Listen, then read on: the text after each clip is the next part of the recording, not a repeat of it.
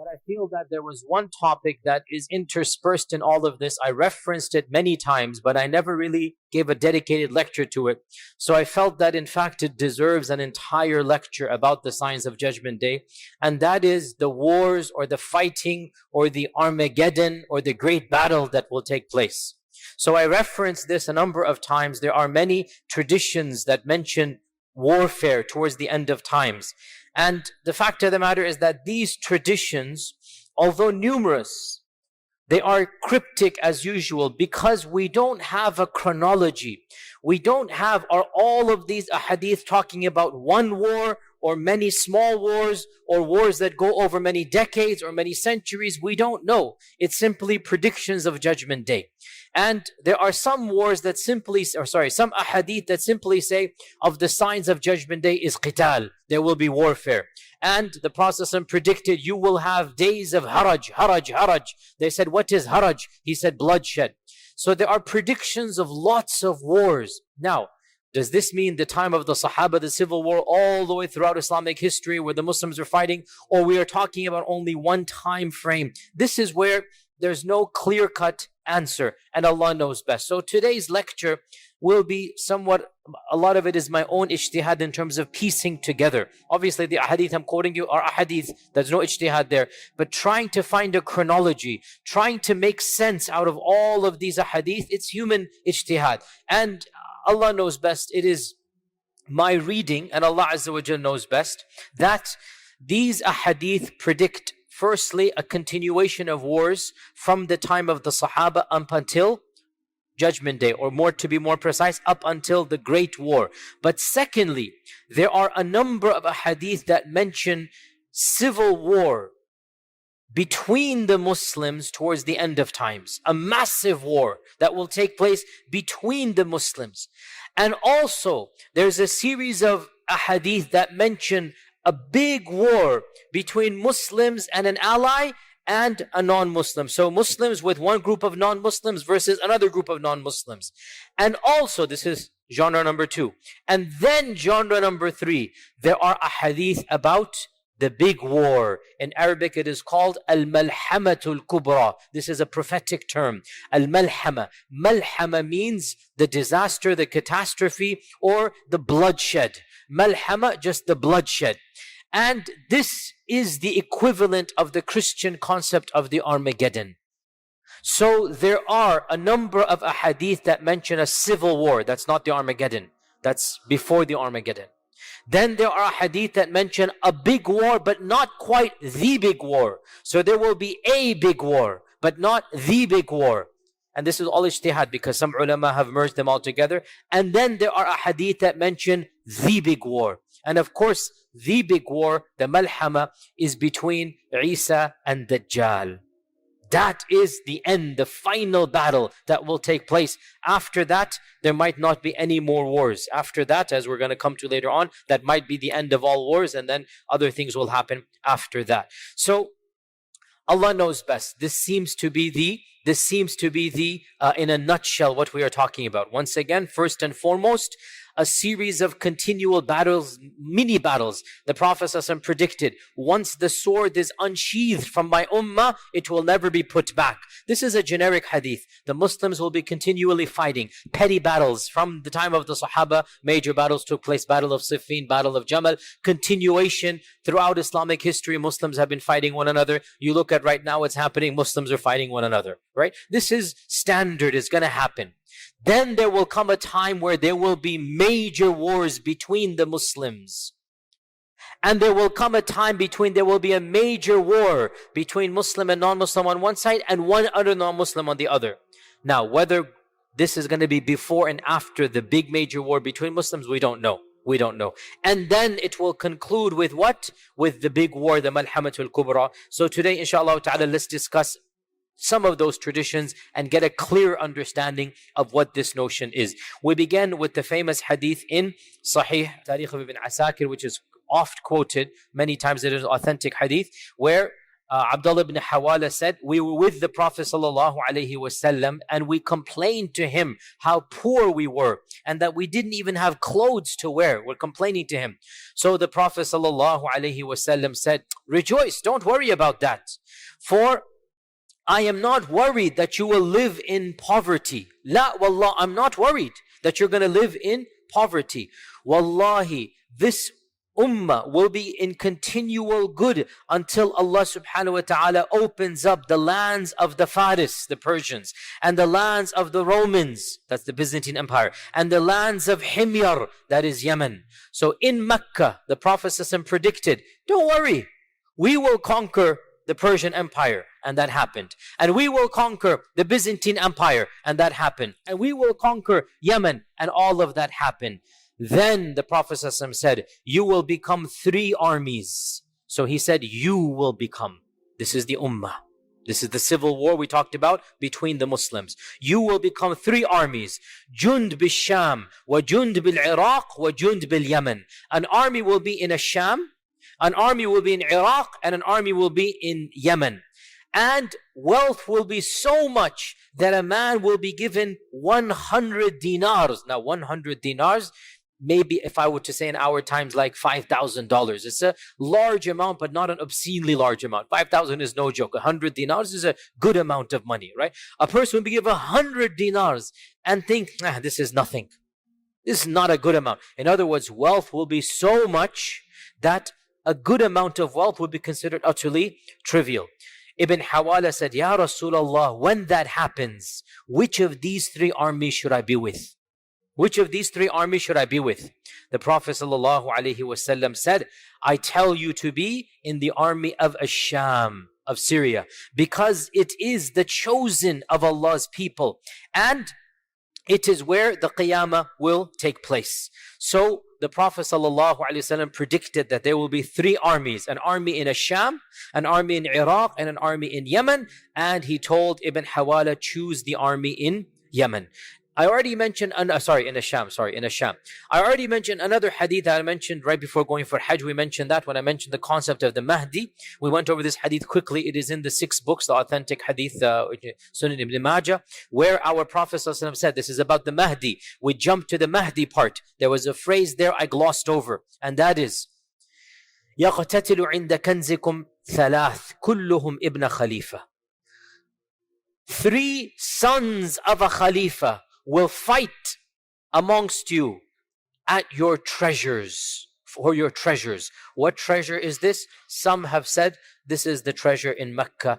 There was a treasure buried once upon a time, but the hadith doesn't mention Mecca, and it is my opinion, it doesn't make sense to interpret it as Mecca. Rather, there will be a treasure of the ummah. Oil, natural resource, Allah knows best. There will be a treasure belonging to the ummah. And 3 sons of a Khalifa, 3 princes.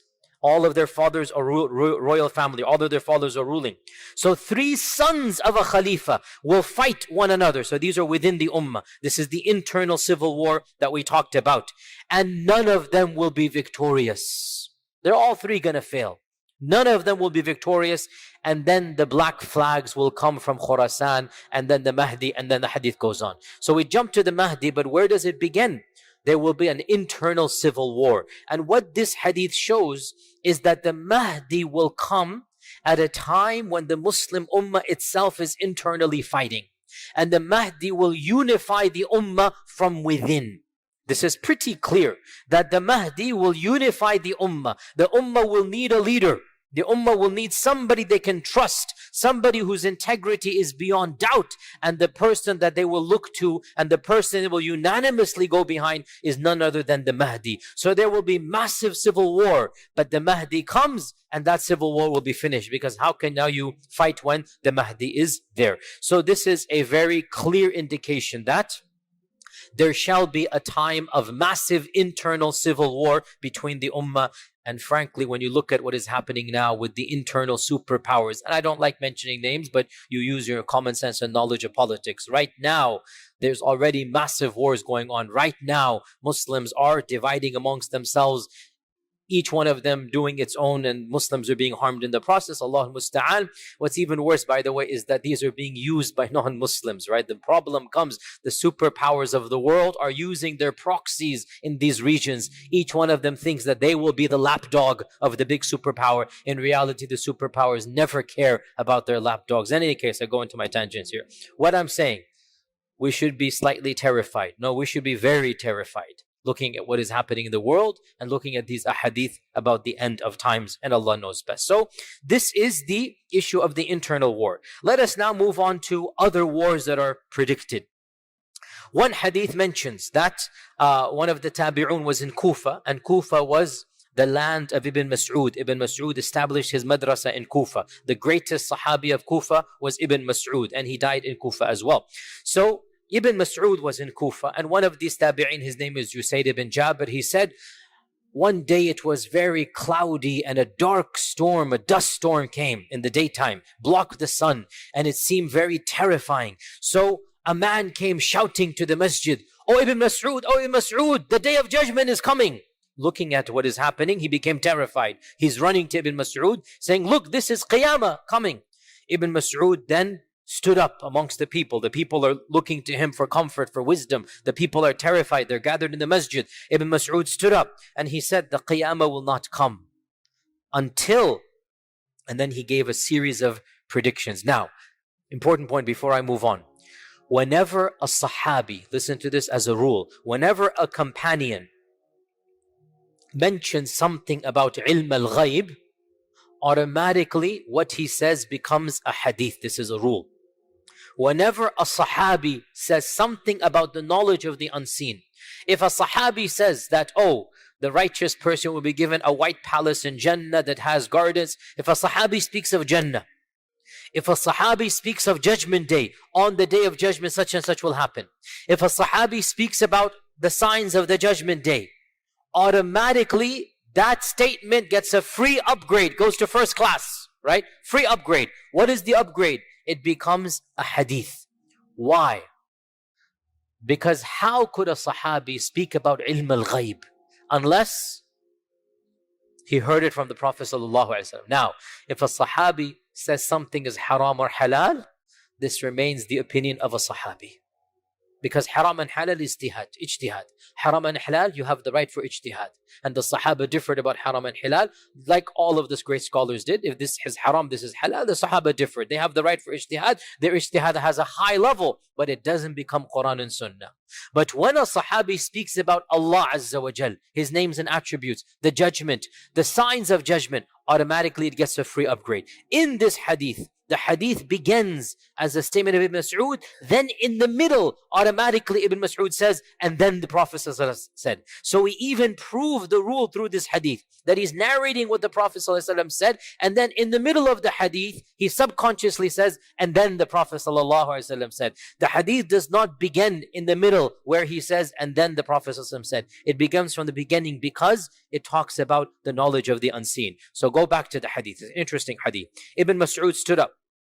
By the way, this hadith is in Sahih Muslim, I forgot to mention, and it's a long hadith. Ibn Mas'ud stood up and he said, the Qiyamah is not going to come until you see these signs. And these signs haven't come, so this cannot be the Qiyamah. Number one, he said, people will not be able to divide their inheritance. This means massacres and death will be so profound that a person will have no family left. And people will not be happy over ghanima, war booty. Once again, means there's no family. And this is explicitly mentioned, we'll talk about it. Then he pointed towards Asham, Syria. He is in Iraq. He points towards the land that is known as Sham. And he said, and an enemy will gather forces against the Muslims, and the Muslims will gather forces against them. A man in the audience said, do you mean Ar-Rum, the Romans? He said, yes. Now the Romans refers to European civilization, the Christian empires. And there's no problem extrapolating the concept of Romans to the modern nations that look up to that empire as being their, if not biological, their theological and their intellectual ancestors. We all know, went over this as well. So the term Rome, can de facto apply to the majority civilization, the superpowers of our times. So, And by the way, this is interesting because again, these are predictions that we are now seeing taking place. So Ibn Mas'ud said, yes, I mean the Romans. And at that time, there will be a severe fighting, a fierce fighting. The Muslims will send a battalion to fight to death, and they will not return. They will die. They will fight until night. Neither side will be victorious over the other. On the second day, the Muslims will send another battalion, and they will fight to death, and they will not return victorious.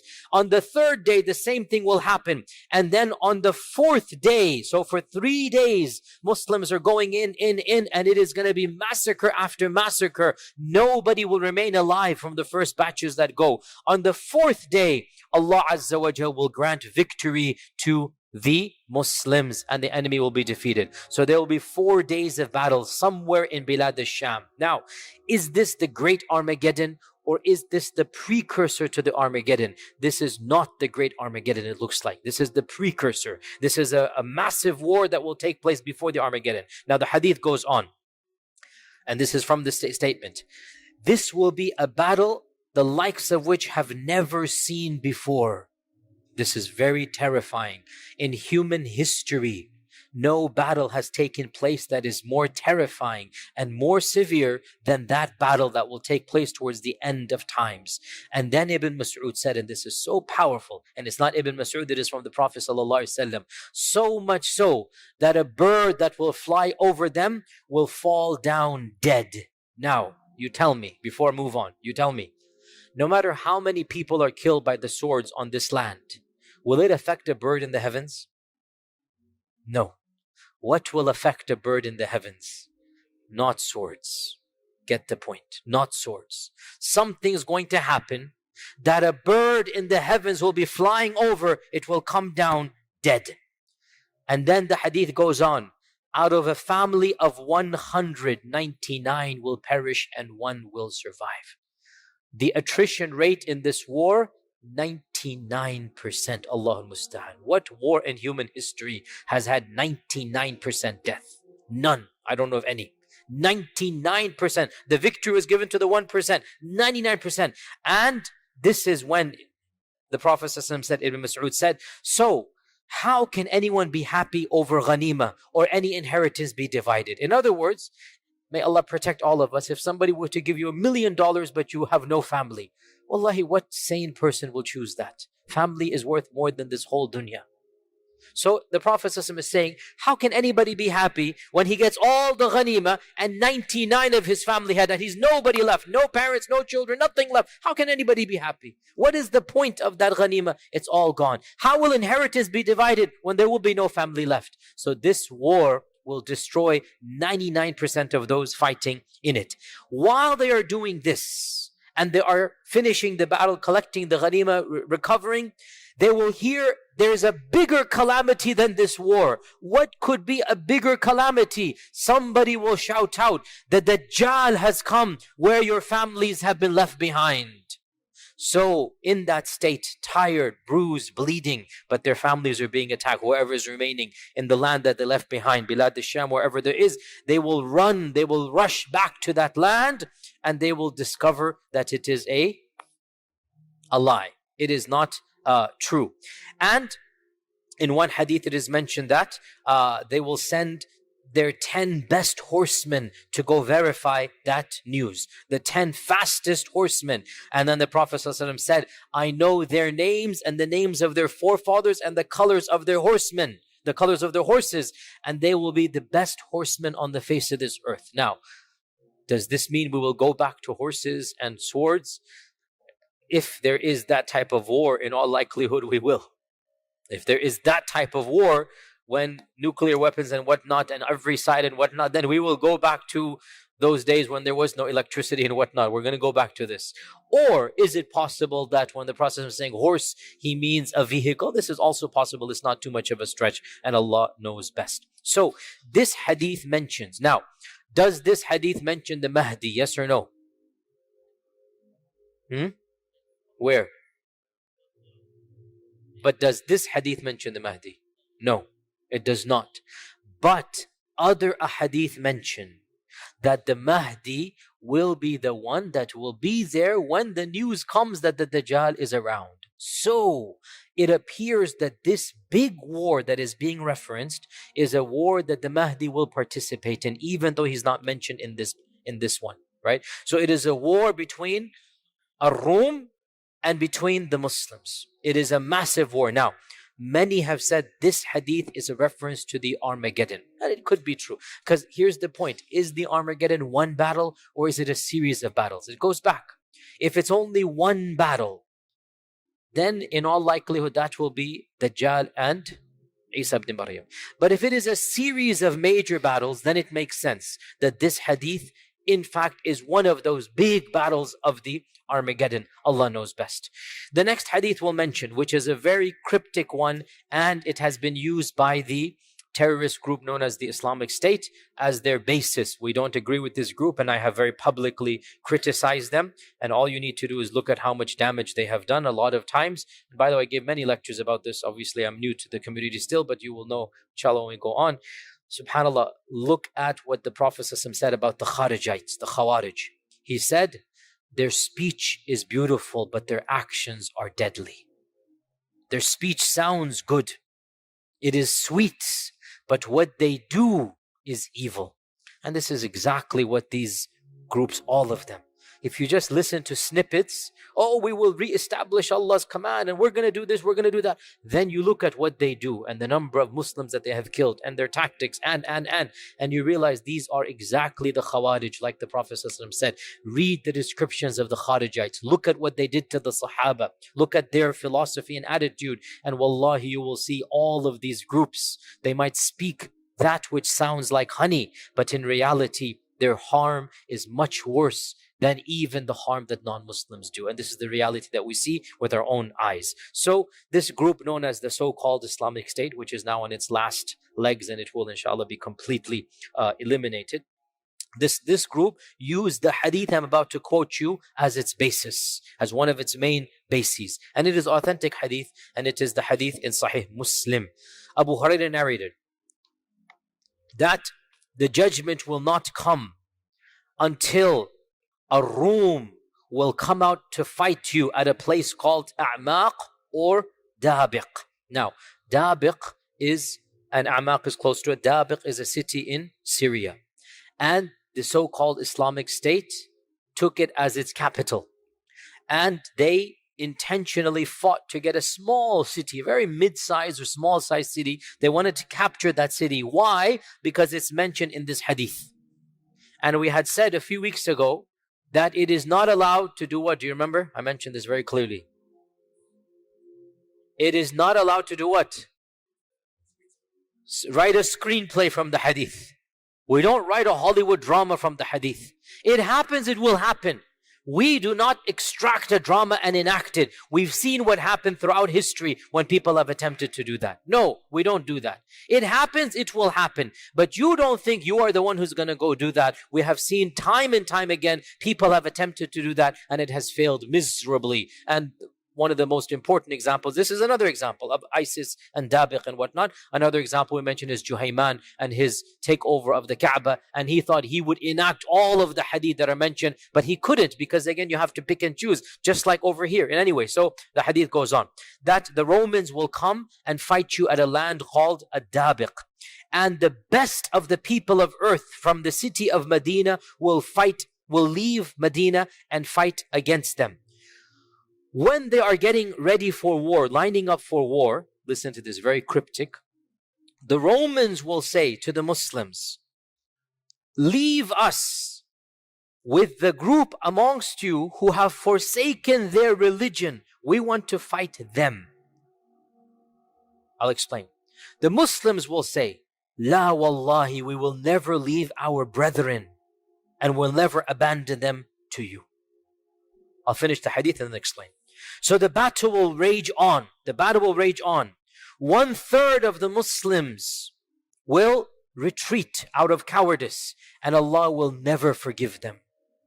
When the battle gets tough, they will flee. And the Prophet ﷺ said they will never be forgiven. 1/3 will be killed, and they will be the best of shuhada. They stood their ground, they died martyrs, and they will be the best of shuhada. And 1/3 will conquer. One third will win. And they will not be tested. Maybe the test of the grave, maybe the test of the akhirah. They will not be tested. Allah will bless them and they will not be tested. And they, meaning that one third, will then conquer Constantinople.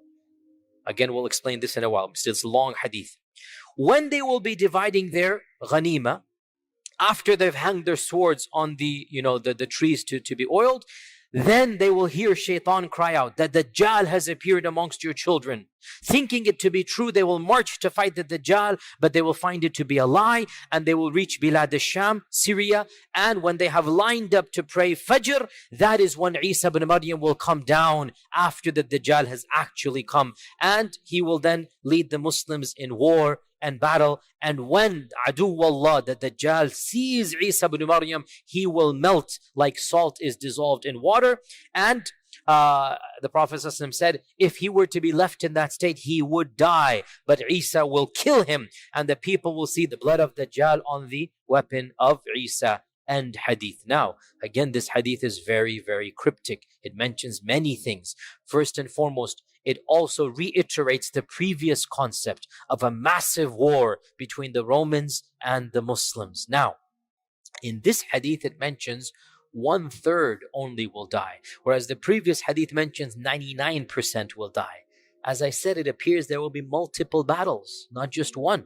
And in some of them 99%, and in some of them one third. This hadith mentions that this army will conquer Constantinople, whereas the previous hadith does not mention that. So maybe there are multiple wars going on in the world, and the Dajjal's announcement will take place in all of them. Shaitan's gonna frighten the Muslims. Dajjal is here. They're gonna be expecting Dajjal because they're seeing the hadith take place. So Shaitan will use it as a tactic. So maybe multiple groups will run back to Bilad al-Sham, and there they will be with the Mahdi, and the Mahdi will then be leading them in Salah, and Dajjal will actually have come at that point in time, and then Isa will come down as we had mentioned. Another hadith that mentions all of these as well is that the Prophet ﷺ said, the fortress of Muslims on the day of the Malhama, this is where it is mentioned, the Armageddon, the Malhama, will be Ghuta, which is a city near Damashq, one of the best cities in Ash-Sham. This hadith is in Abu Dawood. It is authentic. Three things are mentioned: Ghuta, Damashq, and Bilad al-Sham. Ghuta is a small city. It is still inhabited to this day, and it is maybe an hour or so outside of Damascus, or I don't know exact timing, but maybe a Syrian brother can tell me, but it's not far from Damascus. When the Prophet ﷺ said this hadith, Damashq, Ghuta, and Bilad al-Sham were the heartland of the Christian Byzantine Empire. This is like somebody saying, oh, Texas, California, these are not lands that belong to Islam. But the Prophet ﷺ predicted that Damashq and Ghuta will be a part of the Ummah. And that when the great Armageddon takes place, I'm translating Malhama as Armageddon. When the great Malhama takes place, the fortress, the base, the camp of the believers will be where? It will be in Ghuta. It will be in the city of Ghuta in Bilad al-Sham. And of course, the concept of Bilad al-Sham is mentioned many times in the hadith. The Prophet ﷺ said, hadith is in Mustadrak al-Hakim, is authentic. When the fitan occur, Iman will be in Bilad al-Sham. When the fitan take place, when the big civil wars, Iman will be in Bilad al-Sham. Now let's pause for a while and look at these hadith and try to extract a series of incidents. What can we extract from all of this? So, first and foremost, realize that Bilad al-Sham doesn't just mean Syria. Bilad al-Sham in classical Arabic, pre-partition, when I say partition, don't think 1947, that's the partition of India, Pakistan and whatnot. I mean pre-partition, the Sykes-Picot Agreement. The Sykes-Picot Agreement in 1917, and then the Treaty of Versailles in 1919, which then enacted it. Before the partition of the Muslim Ummah, before England and France decided to carve up the Ummah and hand gifts out to the victors, and they took up the Ottoman Empire. Before that, Bilad al-Sham was essentially what we now call Syria, and of course also Jordan, and of course Palestine, and of course the occupying land that I don't want to mention now. The country that is the occupying regime. So all of this was Bilad al-Sham.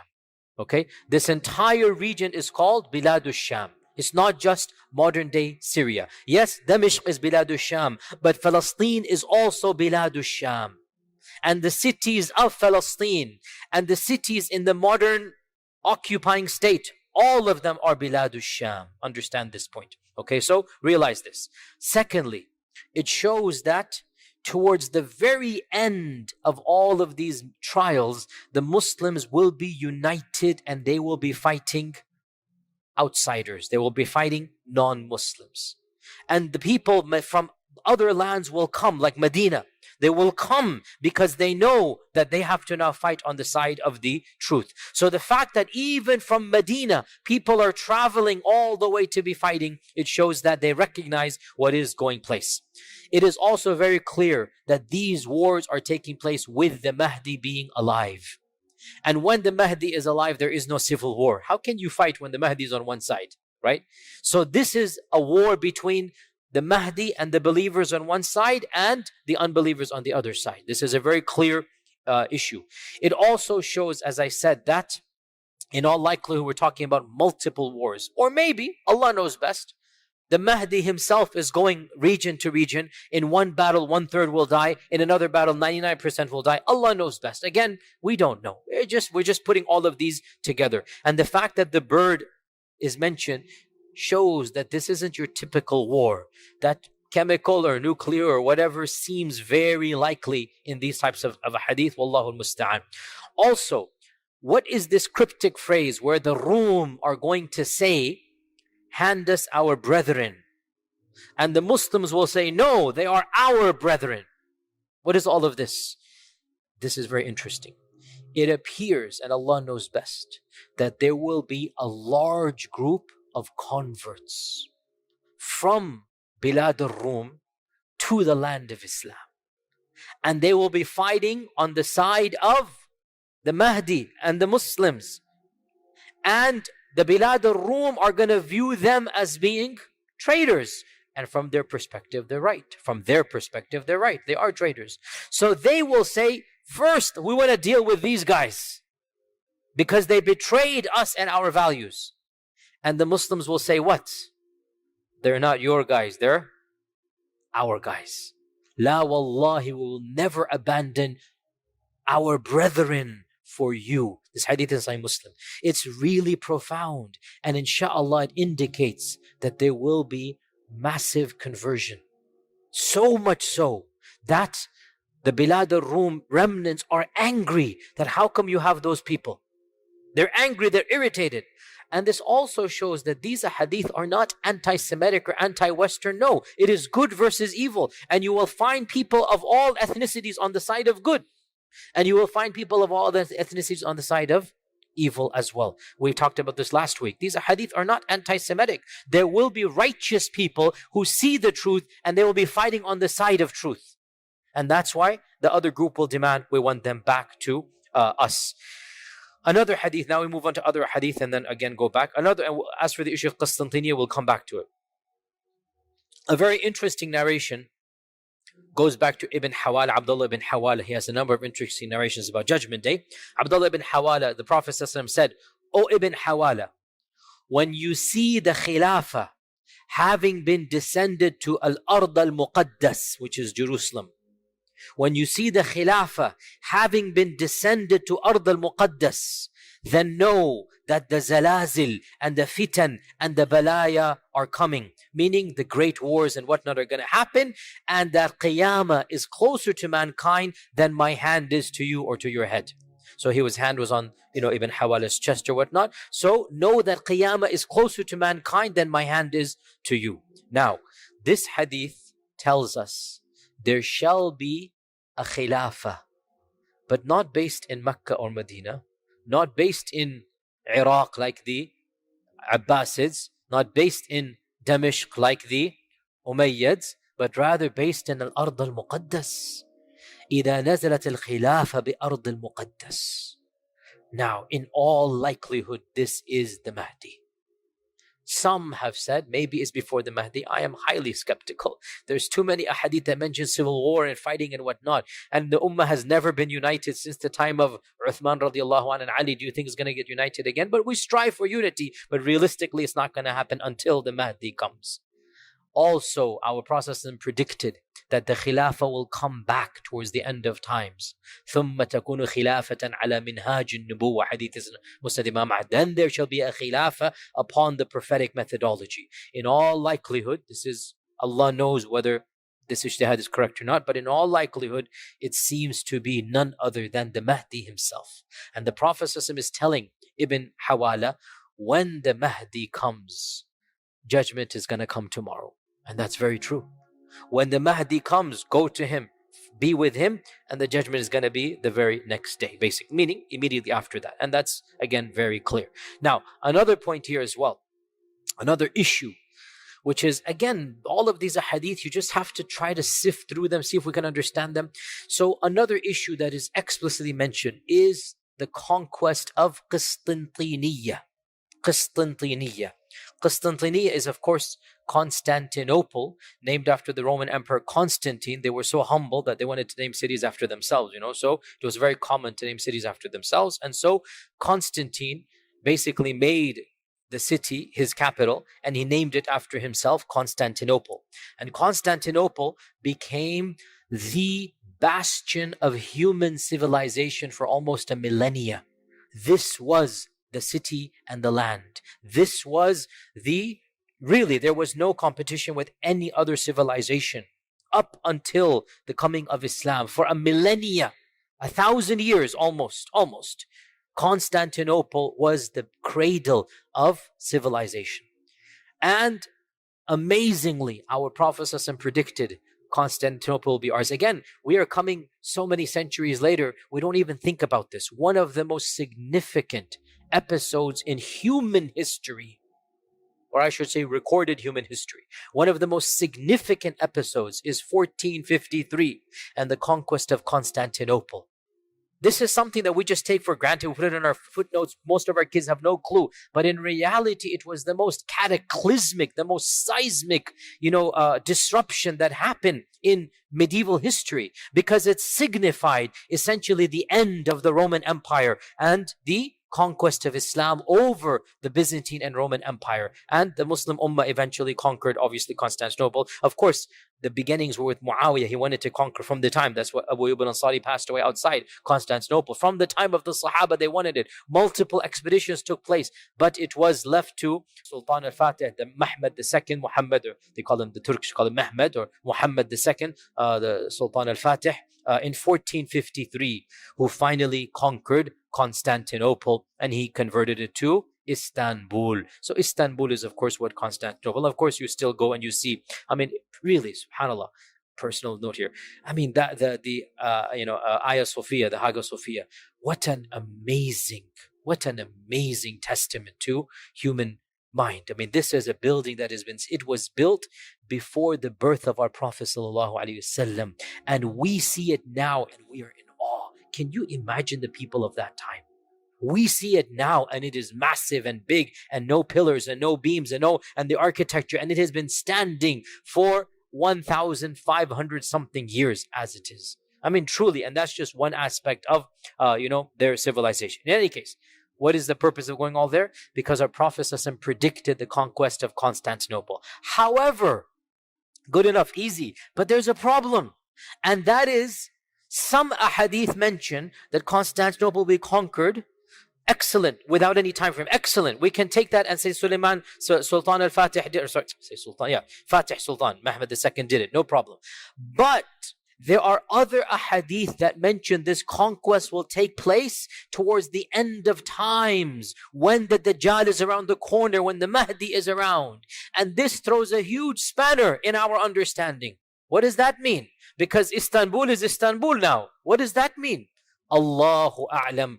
I have no explicit or clear-cut or unambiguous answer. The only thing that can be said is that that land will revert to being controlled by a group that is not sympathetic to Islam, maybe even if they call themselves Muslims, Allah knows best. Because again, for a time frame, Ataturk, maybe it could be called that is a Darul Kufr government, what Ataturk did, but now it is not like that. Now Istanbul, alhamdulillah, it is a, alhamdulillah, Muslim land and whatnot. So definitely it's not like that now. But maybe things are going to change in that land. May Allah protect all Muslims. But maybe things are going to change and there will be a reconquest of Istanbul, of Constantinople.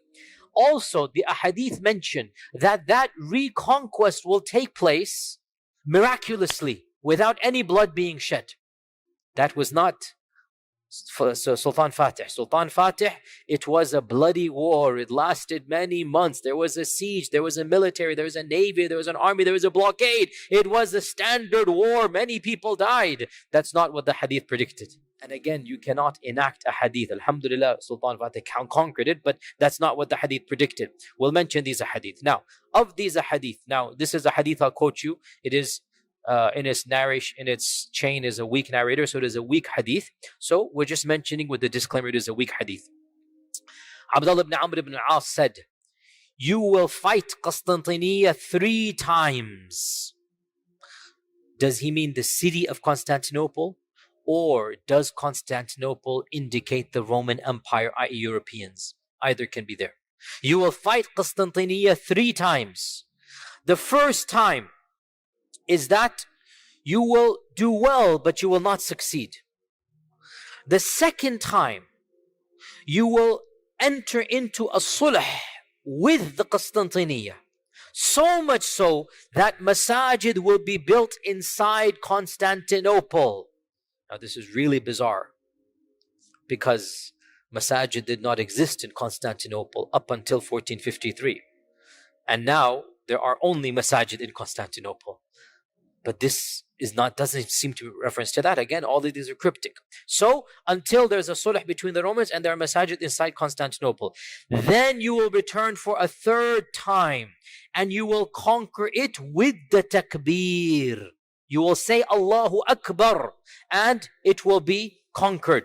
And the Prophet ﷺ said that 1/3 of Constantinople will be destroyed and 1/3 will burn down and 1/3 will be divided amongst you. Now, this hadith seems to indicate a final conquest of Constantinople, and this is something that once again it is mentioned in another hadith which the majority of scholars have interpreted to mean Constantinople. And I'll mention it now. Now, the hadith I just quoted you, it is weak. It is mentioned in the Kitab al-Fitan of Nu'aym ibn Hammad, and it is weak. The one I'm about to quote you now, it is authentic Sahih Muslim.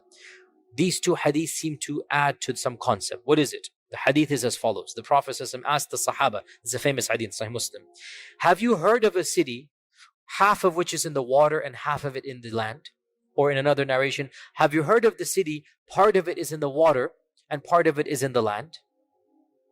The vast majority of our commentators said this is Constantinople, because Constantinople, essentially it divides Asia from Europe. You have the Bosphorus Straits, right? And you have that city that, it's considered that it is basically 1/2 this way, 1/2 that way.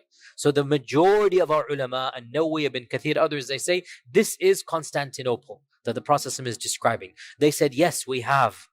Listen to this now. The Prophet said, hadith is in Sahih Muslim, the Qiyamah will not happen until 70,000 of the Bani Ishaq will conquer it. Not the Bani Ismail, the Bani Ishaq will conquer it. And when they come to it, they, the Bani Ishaq, will not fight with swords, nor will they fight with arrows. Rather, they will say, La ilaha illallah, Allahu Akbar, and one of the sides will fall down. Then they will say, La ilaha illallah, Allahu Akbar, and another side will fall down. Then they will say, La ilaha illallah, 2, 3, 4 times until all 4 sides will be fallen down. And then they will enter the city and begin to distribute his ghanima. And while they are distributing his ghanima, the shaitan will call, or a crier will call, that verily the Dajjal has come out to your family, and they will leave everything and return to their family. End hadith. Now, we've heard the similar hadith before, but now we have an added detail. What is that detail? 70,000 of the Bani Ishaq will conquer Constantinople. So, putting all of this together, it is plausible, very reasonable, to say that the armies of the Mahdi will be fighting at multiple places in this world. And some of the fighting will be more severe than others. And one of the very end of those battles will be the battle of the conquest of Constantinople. But in this battle, there will be no war, there will be no blood, there will be no swords. It will be a miracle given to them. The people in that battle will come and find the walled gates, and they will realize they cannot fight the people of the city, but they will know this hadith. And the Prophet is telling them, you're going to use this tactic of mine. He's telling them what to do, and they believe in the hadith, so they will use this tactic. So they will say, La ilaha illallah, Allahu Akbar, 4 times, all of them in unison. Their takbirat and their tahlilat, they are going to cause the walls to fall down, and they will conquer the city without any bloodshed. And then the news will come, Dajjal has come. So they will flee back to Bilad al-Sham from Constantinople, only to discover it was a lie. Then when they're in Sham, Dajjal will actually come, and then they're wondering what to do or fighting him a few times, and then Isa will come, and then as we had mentioned before, it resumes. Now, who are the Bani Ishaq? Some ulama have said that this is a reference to the Romans, that they were considered to be, the Arabs would call them, because Bani Ishaq is not the standard term for the Yahud. Bani Israel is the standard term. And who is Israel, by the way? Yaqub, not Ishaq. Because Ishaq had multiple, or he had 2 sons, right? Is or Isa, or Is and Yaqub, Jacob, right? Esau and Jacob, according to the Old Testament, right? So Allah knows best. Some people say that the Arabs thought that some of the Romans were the descendants of Isa, the second son. So to say Bani Ishaq is essentially a reference to the Romans. This is one interpretation. Another interpretation, it means the converts of the Yahud. And even some scholars said, and I don't agree with this at all, but some scholars, I'm just telling you what they said. Some scholars said, oh, this must be a mistake. The Prophet ﷺ said Bani Ismail, and one of the narrators messed up, and he made it Bani Ishaq. But that's too, this word is so rare. It's impossible that somebody would have messed it up, right? So a number of ulama said, this is so bizarre, Bani Ishaq. It never occurs in any hadith, Bani Ishaq. It's not even Bani Ismail. It's Bani Ishaq, right? Or sorry, it's not Bani Yaqub or Bani Israel, I meant Bani Israel. It's Bani Ishaq. And it appears, and Allah knows best, this goes back, because the term 70,000 is mentioned. It goes back to the other hadith, which is very clear that there are going to be 70,000. Now remember, 70,000 in Arabic does not mean exactly census 70,000. It is a broad figure. We say in English, man, I called you a dozen times. You don't mean a dozen, right? Now, if you say, I called you 7 times, you mean 7, right? But you say, I called you a dozen times, or I called you 100 times. Everybody knows you don't mean it literally. In Arabic, 7, 70, 700, 70,000. This is the generic. When you say 7, you mean I called you a few or something. When you say 70, it's around that. So 70,000 basically means around 100,000 or 50,000, around that much, right? It's not exact 70,000. So the Prophet ﷺ is saying there will be 70,000 converts, essentially. This looks like we're deriving this from all of these hadith. Means like 100,000 of them have converted. That's not a minor amount. And they are fighting on the side of the Muslims. And it is at their hands, the hands of the converts, that Constantinople will be conquered. Not at the hands of the born Muslims. It will be those who are pure, those that have chosen to fight with the truth. Allah will bless them, that when they say the takbirat, their takbirat will cause the walls of the city to fall down, and they will then conquer Constantinople or Constantinople. طيب. Now, this is the standard interpretation. I am sympathetic to it. A number of scholars say this hadith doesn't apply to Constantinople. Have you heard of a city, a part of it is in the ocean and a part of it is on land? That's what the hadith says. Another group of scholars says this hadith is a reference to Venice. Venice, canals, whatnot. And we say maybe. Allahu A'lam. What can we say? Maybe. I can't deny it, can I? Because the hadith doesn't mention Constantinople. However, other hadith mention Constantinople. No hadith mentions Venice. So Allah knows best. I am sympathetic to this hadith being Constantinople, but we cannot negate that it might possibly be other cities as well, and Allah knows best. Now, we've talked about the Malhama, we've talked about the civil war, we've talked about the Romans on one side and the Muslims on the other. We've talked about the conquest of Constantinople. There's one set of hadith also left, and that is during one of these series of wars, or maybe before all of this begins, because we don't know. Chronology is not mentioned. We do not know. Towards the end of times, the Muslims and the Romans will form an alliance against a third party. Now, this is very atypical from the other ahadith, because all the other ahadith mention what? That the Romans on one side and the Muslims on the other side. Correct? So, in my humble opinion, and Allah knows best, these ahadith apply at the beginning of the Armageddon. Things are going to happen where Muslims and Romans will ally with one another. And then that alliance will be destroyed, only to get worse and worse until the Mahdi and Dajjal and Isa come. And Allah knows best. And during this time frame, people will convert from the Roman side to the Muslim side. Okay, what are these ahadith of this alliance and treaty? And also these are authentic hadith.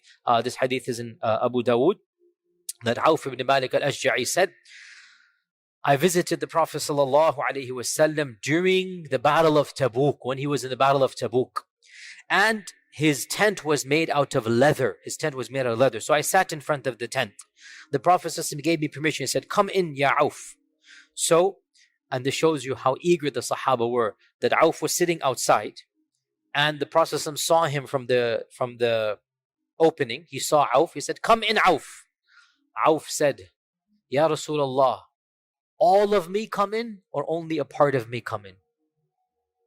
Means, should I just stick my head in, or do you allow my full body to come in? Yani subhanAllah, the Sahaba were so particular of the permission. Like, what are you allowing me to come in? This is your private space, Ya Rasulullah. When you say come in, are you saying I fully come in, or do you want me to just put in my head and talk to you?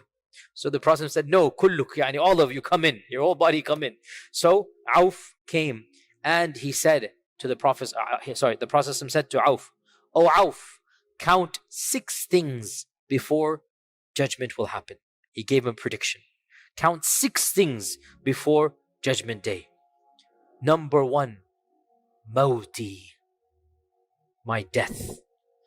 Auf said, as soon as I heard that, I was shocked and saddened. SubhanAllah, we take, obviously, the process of not being amongst us, we take it for granted. We're born that way. For the Sahaba, they could not imagine a world without the Prophet. They could not imagine. It's something their mind could not conceive of. And that's why when the news came at Uhud, what happened? The Sahaba, they reacted the way they did. And that's why when the Prophet actually passed away, Medina was in gloom. As Anas said, we had never seen that sadness in our whole lives, right? So they could not imagine a world without. So they never thought, may Allah protect all our loved ones, but we can never imagine living without our loved ones, with our parents. We don't, the world is there with them. Then when they go, that's when the shock comes to us. So the Prophet is saying, count 6 things. Number 1, Mawti. I said it was a shock to me. It was, what? Your maut? Before his mind can grasp. Number 2, 3, 4, 5, 6 come out. So he has to pay attention. Number 2, he said, then the Prophet saw him shocked. He said, count that as number 1. He's emphasizing. The first sign of Judgment Day is the death of the Prophet ﷺ. That's the first sign. His death is the beginning of Ashrat al-Sa'ah. Number 2, he said, Fathu Bayt al-Maqdis, the conquest of Maqdis. Has that happened? Yes, in Abu Bakr's time. SubhanAllah, Abu Bakr's last day of Khilafah was the conquest of Bayt al-Maqdis. And the first day of Umar, he received the Khilafah and the news of the conquest on the same day. Fathu Bayt al-Maqdis. And when he said this, it was impossible to even think of Bayt al-Maqdis being in Muslim lands. Wallahi, it is one of the biggest miracles of the truth of Islam that our Prophet predicted these things, and they took place within a year after his death. A year after his death, Bayt al-Maqdis is conquered. And if you really understand history at that time, this was impossible to conceive of.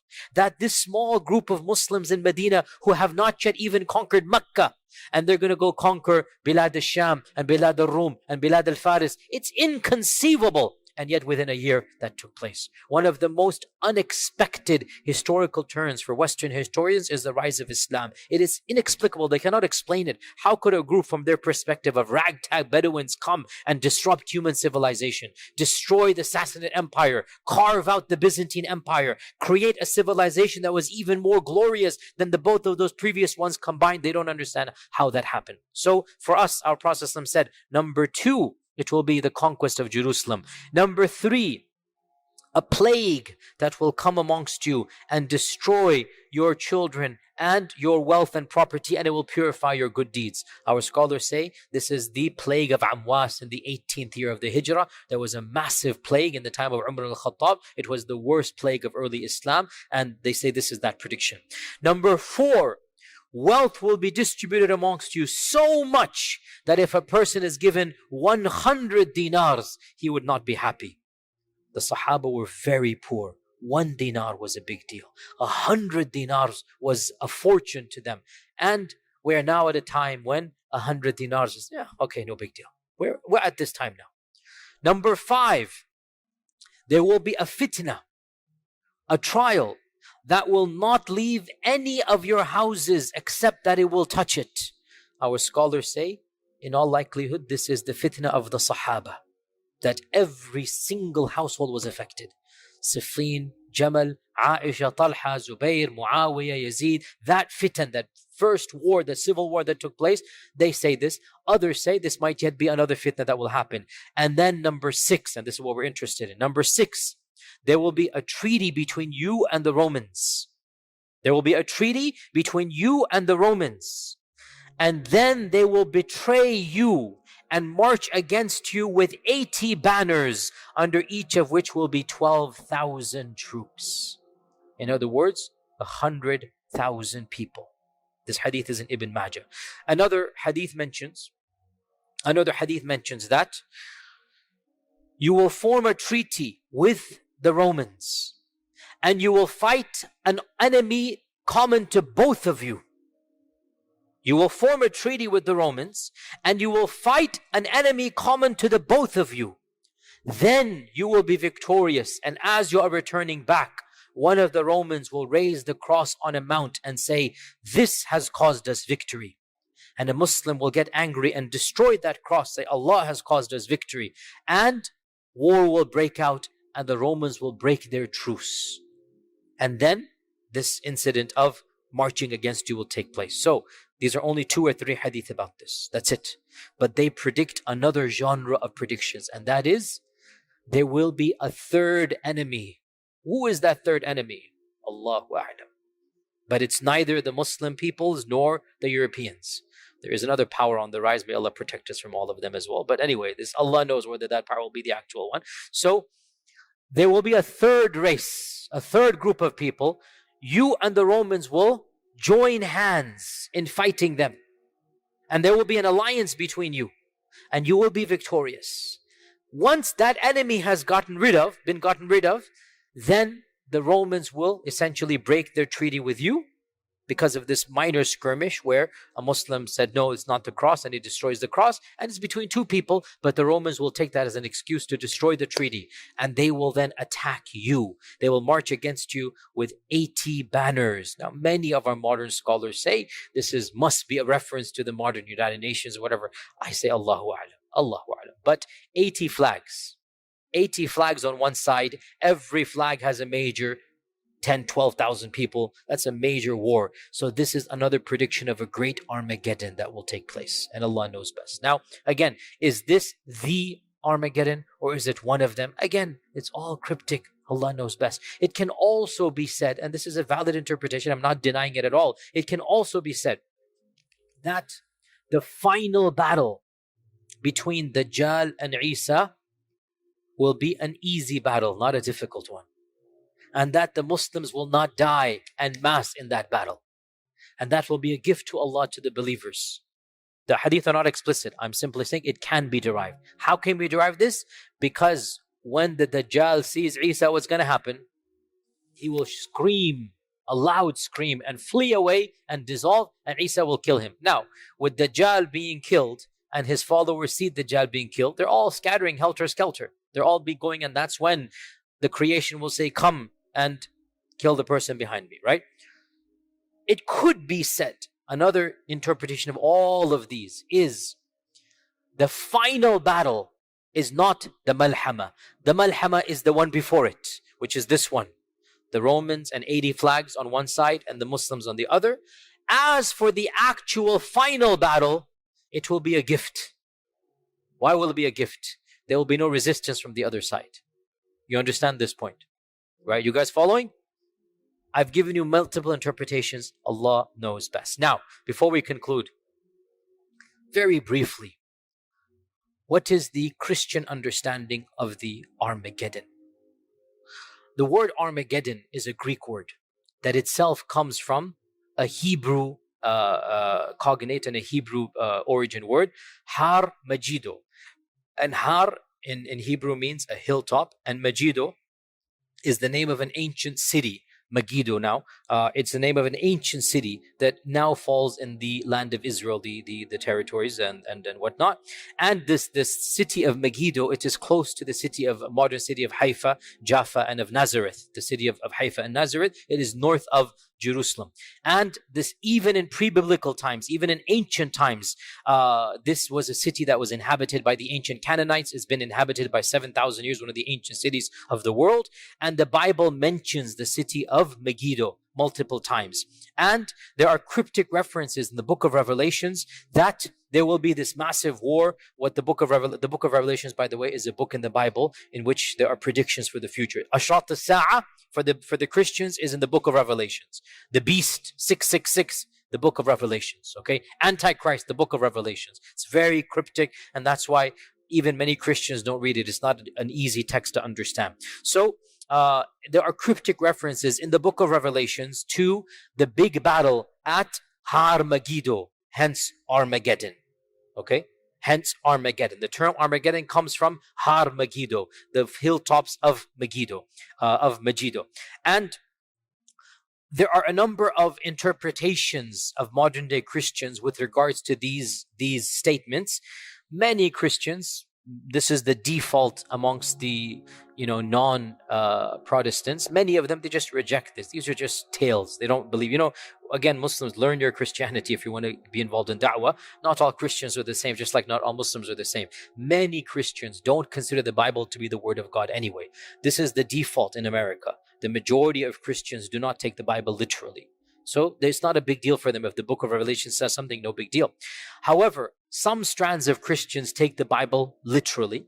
And in particular, of course, evangelicals and the Baptist strand, this is well known for this. And so for them, they have a very, very particular belief in the second coming of Jesus and in the resurrection of the dead and in the rapture, it's called, and in the Armageddon. Now is not the time to get into the series of events they believe in. There are multiple strands within Christianity. Please study them if you're interested. You have the pre-millennialists, you have the post-millennialists, you have the amillennialists. All of these are various strands of Christianity. Baptists in particular are associated with the strand called premillennialism, which believes that the second coming of Jesus Christ will be in two stages, that Jesus will come and there will be a 7-year period of tribulation. And the beginning of that will be something called a rapture. And what is the rapture? The rapture for this strand of Christianity, not all Baptists, but most Baptists and many Christians believe this, and it is becoming very common now. There's genre of literature and lots of famous books are being written that are science fiction, or not science fiction, fantasy and whatnot, Christian literature and cartoons and whatnot that are watched in Christian circles of the imminent coming of the rapture. What is the rapture? For them, they believe when Jesus comes down, Christians will rise up to meet him in heaven. That's the rapture. They will meet him midway. And they believe that for 7 years, There will be this battle between the forces of good and evil. The Antichrist will come. By the way, 7 years is also in Islamic literature. That's there as well. There's going to be forces between the Antichrist and the righteous people. Then Jesus will come down after 7 years and defeat the Antichrist. And then there will be permanent peace on this earth. And then there will be judgment after that. And by the way, some Christian sects believe when Jesus comes again for the second time, that is judgment right then and there. There is no heaven and hell. So the 7-day Adventists, for example, that's what they believe. There is no heaven and hell for them. They believe the coming of Jesus is the itself heaven and hell. And the point being, of course, and there was a survey done a number of years ago, the point being, we need to understand evangelical support for modern politics in light of the belief of the rapture and the belief of the coming of Christ and Antichrist, okay? Over 80% of evangelicals, over 80%, that's not a small number, evangelicals, not all of Americans, evangelical Americans, over 80% say that the creation of Israel in 1948 is in partial fulfillment of the biblical prophecy. And it is signaling the coming of Jesus Christ. And that is why I said this before, and again, I have to get political.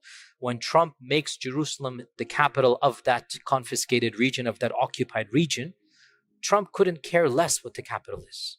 But he wants to appeal to his base. The making of Jerusalem the capital is all a part of biblical prophecy. It is all a part of what they believe before the coming of Jesus Christ and before the rapture and before, all of this is going to take place. And so you need to understand this group of Christians that support this particular candidate, they don't care whether he's racist or not. Frankly, from their perspective, even if he's expediting the coming of Jesus, what's better than that?